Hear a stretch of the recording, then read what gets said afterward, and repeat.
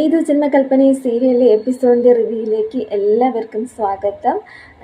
ശ്രുതി ഭയങ്കര സന്തോഷത്തോടെ ദീപാവലി ആഘോഷിക്കാനായിട്ടാണ് അശ്വിൻ്റെ വീട്ടിലേക്ക് പോയത്. പക്ഷേ അവിടെ നടന്ന സംഭവമാണെങ്കിൽ നമ്മുടെ ശ്രുതിക്ക് അശ്വിനോടുള്ള സ്നേഹം ശ്രുതി തന്നെ തിരിച്ചറിയുകയാണ്. ലാവണ്യയും അശ്വിനുമായിട്ടുള്ള കല്യാണം ഉറപ്പിക്കാൻ പോവുകയാണെന്ന്, കല്യാണം നടക്കാൻ പോവുകയാണെന്ന് അറിഞ്ഞപ്പോൾ മുതൽ നമ്മുടെ ശ്രുതിക്ക് അശ്വിനെ നഷ്ടപ്പെടുമോ എന്നൊരു പേടി മാത്രമല്ല, നഷ്ടപ്പെട്ടു പോകുന്നൊരു വിഷമം, ഒരു കുറ്റബോധം ശ്രുതിക്ക് താങ്ങാൻ പറ്റാത്തതിനപ്പുറമായിരുന്നു. അങ്ങനെ ഇരിക്കുന്ന സമയത്താണ് നമ്മുടെ ശ്രുതിക്ക് നഷ്ടപ്പെട്ടു പോയ കൊലുസ് അശ്വിന് അത് കാണിച്ചു കൊടുക്കുകയും ശ്രുതിയുടെ കാലിൽ അത് കെട്ടിക്കൊടുക്കുകയും ചെയ്യുമ്പോഴത്തേനും മാത്രമല്ല, നമ്മുടെ ശ്രുതിയോട് ഒരു സ്നേഹം കാണിക്കുകയും ഇതൊക്കെ കണ്ടപ്പോൾ തന്നെ ശ്രുതിക്ക് അത് മനസ്സിലായി. ശ്രുതിയോട് അശ്വിന് ഒരു ഇഷ്ടമുണ്ടെന്ന് നമ്മുടെ ശ്രുതിക്ക് മനസ്സിലാവുകയും ചെയ്യുന്നുണ്ട്. അത് അശ്വിനോട് ശ്രുതി ചോദിക്കുന്നുമുണ്ട്. പക്ഷെ അശ്വിനാണെങ്കിൽ ഒരു മറുപടി പറയുന്നുമില്ല. എന്നോട് സംസാരിക്കേണ്ട, നീ പോ എന്നൊക്കെ പറഞ്ഞിട്ട് ദേഷ്യപ്പെട്ട് പറഞ്ഞു വിടുകയാണ് അശ്വിൻ ചെയ്യുന്നത്. അപ്പോൾ ശ്രുതിക്ക് മനസ്സിലാവുന്നുണ്ട്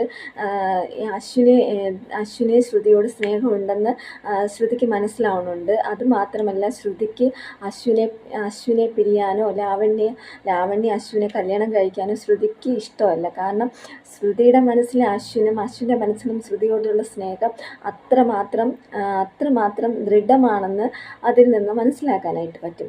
അശ്വിൻ ഇതിൽ നിന്നൊക്കെ രക്ഷപ്പെടാൻ വേണ്ടിയിട്ട് ലാവണ്യെ കല്യാണം കഴിക്കാൻ സമ്മതമാണെന്ന് എല്ലാവരുടെ മുന്നിൽ വെച്ച് സമ്മതിക്കുന്നുണ്ട്. ഇത് കേട്ട് നമ്മുടെ ശ്രുതിയാണ് ആകെപ്പാടെ തകർന്ന് നിൽക്കുവാണ് കേട്ടോ. അങ്ങനെ ഇനി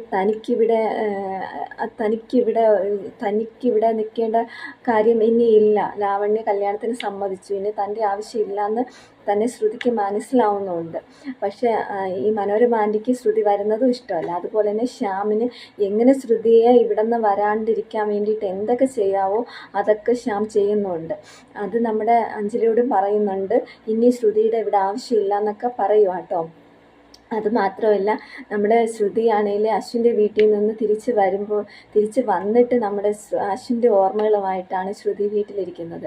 അങ്ങനെ ഇരിക്കുന്ന സമയത്താണ് ശ്രുതിനെ ശ്യാമിനെ കൊണ്ട് കല്യാണം കഴിപ്പിക്കാനായിട്ട് അമ്മായി ഒരുപാട് കാര്യങ്ങൾ ചെയ്യണുണ്ട്. അതുമാത്രമല്ല, ശ്രുതിയുടെ അമ്മയുടെ അച്ഛൻ്റെയും ആഗ്രഹങ്ങൾക്ക് ശ്രുതി തടസ്സം നിൽക്കുകയാണെന്നും എന്തുകൊണ്ട് ശ്യാമിനെ കല്യാണം കഴിക്കില്ല, എന്ത് കാരണമെന്നും അമ്മായി ചോദിക്കുന്നുണ്ട്. അതുമാത്രമല്ല, ഇത്രയും നാളും വളർത്തി വലുതാക്കിയ അമ്മയും അച്ഛനും പറയുന്നത് അനുസരിക്കാതെ സുഖമില്ലാണ്ട് കിടക്കണ അച്ഛൻ്റെ ആഗ്രഹം പോലും ഇനി സമ്മതിക്കാതെ ആഗ്രഹം പോലും സമ്മതിച്ചു കൊടുക്കാതെ ഞങ്ങളെല്ലാവരും പറഞ്ഞിട്ട് നീ എന്ത് കാരണം കൊണ്ടാണ് ഈ കല്യാണത്തിന് സമ്മതിക്കാത്തത്, നിനക്ക് അങ്ങനെയാണെങ്കിൽ നീ വീട്ടിൽ നിന്ന് ഇറങ്ങിപ്പോകുന്ന വരെ നമ്മുടെ ശ്രുതിയോട് പറയുക കേട്ടോ അമ്മായി.